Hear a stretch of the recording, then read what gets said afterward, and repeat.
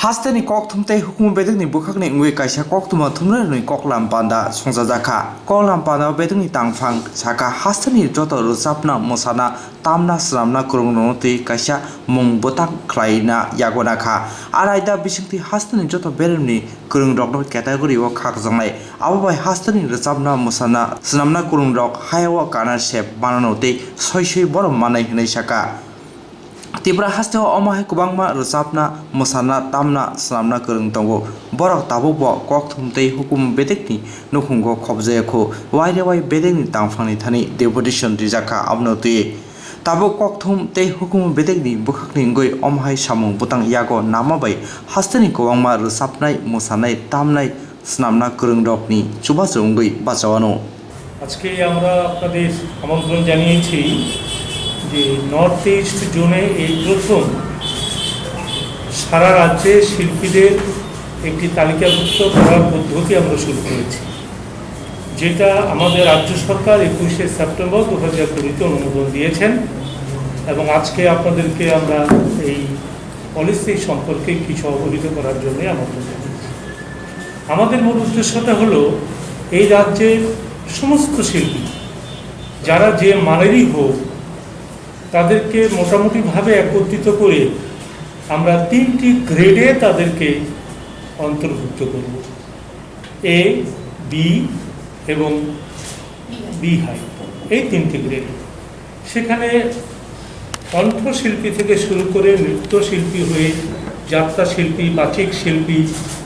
ঘোষক ঘোষিকা, মঞ্চ যারা মঞ্চ বানায় এরা, অর্থাৎ শিল্পের যে বিভিন্ন দিক আছে সকল দিকের শিল্পীদেরকে আমরা ক্যাটাগরি করে তাদেরকে আমরা অন্তর্ভুক্ত করি। এতে করে কি হবে, আমার রাজ্যের সকল শিল্পীরাই তাদের যোগ্যতা অনুসারে মঞ্চ পাবার অধিকার পাবে, পাশাপাশি তাদের সম্মানীয় পাবে। এটাই এই সরকারের মূল উদ্দেশ্য। আমরা সেভাবে ক্যাটাগরি করেছি এবং এদেরকে অডিশন নেওয়ার জন্য, যাতে অডিশন নেওয়ার ক্ষেত্রে আমাদের কোনো রকমের পক্ষপাত না থাকে, সেই জন্য আমরা এই রাজ্যে যে সমস্ত অডিশন এই রাজ্যের পণ্ডিত ব্যক্তিদের নিয়ে দিয়ে নেওয়া সম্ভব, যেমন লোকশিল্প যেটা আছে, আজকে হজাগের নৃত্য, আজকে বিহু নৃত্য,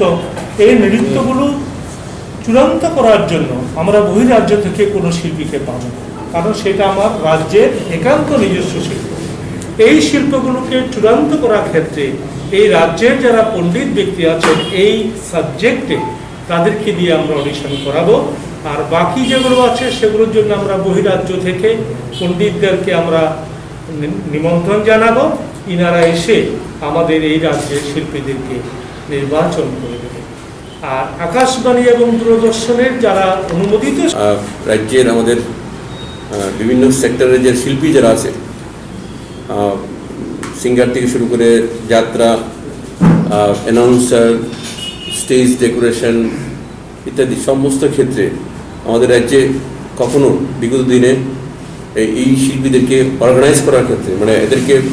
নাম নথিভুক্ত করা ইত্যাদি করার ক্ষেত্রে কোনো ডাটাবেস আমাদের ছিল না। এই কারণে আমাদের ডিপার্টমেন্টের পক্ষ থেকে কালচারাল অ্যাডভাইজারি অনুমোদন নিয়ে একটা প্রস্তাব রাজ্য সরকারের কাছে অনুমোদনের জন্য পাঠানো হয়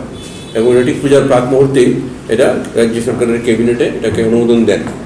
এবং তার নোটিফিকেশন ইতিমধ্যেই 21 সেপ্টেম্বর নোটিফিকেশন বেরিয়েছে।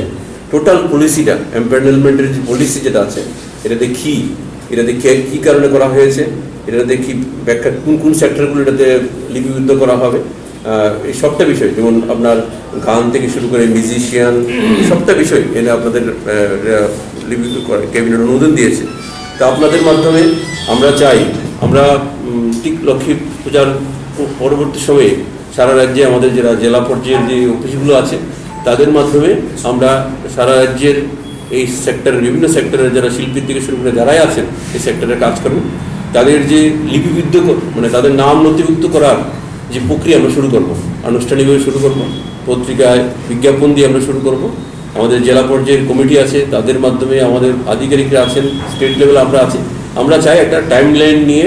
এই কাজটা আমরা করতে চাই, সারা রাজ্যে একটা ডাটাবেস তৈরি হোক। এটা নর্থ ইস্টের ক্ষেত্রেও আমি যতটুকু জানি, ব্যক্তিগতভাবে আমি উদ্যোগী খোঁজ নিয়েছি, নর্থ ইস্টে কোথাও এই ধরনের কোনো স্টেপ নেওয়া হয়নি। ত্রিপুরাই রাজ্য নর্থ ইস্টের প্রথম রাজ্য সম্ভবত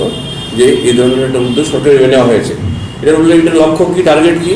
যে শিল্পী যারা বিভিন্ন সেক্টরে যে কাজ করে, এখন আমরা প্রোগ্রাম করছি সরকারিভাবে, রাজ্য সরকারের আমাদের ডিপার্টমেন্ট যতগুলো প্রোগ্রাম করি আমরা, আমাদের শিল্পীর প্রয়োজন, স্টেজ বানাতে স্টেজ ডেকোরেটর প্রয়োজন, লাইটিংয়ের প্রয়োজন, অ্যানাউন্সের প্রয়োজন। আমরা এখন আমাদের নির্দিষ্ট কোনো পলিসি না থাকাতে আমরা XYZকে অপশন করি, কিন্তু যেই মাত্র আমাদের ডাটাবেসটা তৈরি হবে তখন এই স্কোপটা থাকবে না। আমরা বাই রোটেশন সবাই যারা লিপিবদ্ধ থাকবে তাদের মধ্যে সবাইকে আমরা করতে পারবো। এবং প্রতি বছর কারণ শিল্পী যারা বিভিন্ন মিউজিক কলেজ থেকে শুরু করে বিভিন্ন ডিগ্রি তারা এগুলো আয়ত্ত করেন, এগুলোতে তো প্রত্যেক সময় এগুলোকে আপগ্রেড করা হবে ডিপার্টমেন্টের পক্ষ থেকে। তো আমরা চাই আপনারা যারা বিভিন্ন চ্যানেল বা প্রিন্ট মিডিয়ার পক্ষ থেকে আপনারা এসছেন, আমাদের সরকারের যে উদ্যোগটা, যেটা মানুষ যাতে সবার মধ্যে পৌঁছে, সবাই যাতে অংশগ্রহণ করে, তাদের প্রত্যেকের তাদের যে বায়োডাটা দিয়ে আমাদের যে যখন আমরা পত্রিকা বিজ্ঞাপনটা দেবো, যাতে সবাই যাতে এটাকে অ্যাপ্লাই করে, না হলে আদারওয়াইজ কিন্তু আমাদের যে সরকারের যে উদ্দেশ্যটা সফলতা আসবে না। আমরা চাই 100% শিল্পী যারা বিভিন্ন সেক্টরে যারা আছেন, ডেকোরেটরের যারা কাজ করেন, বাচিক শিল্পী যারা আছেন, যাত্রা, ড্রামা ইত্যাদি সবাই যাতে এটাতে অংশগ্রহণ করে এবং তাদের অ্যাপ্লাইটা করে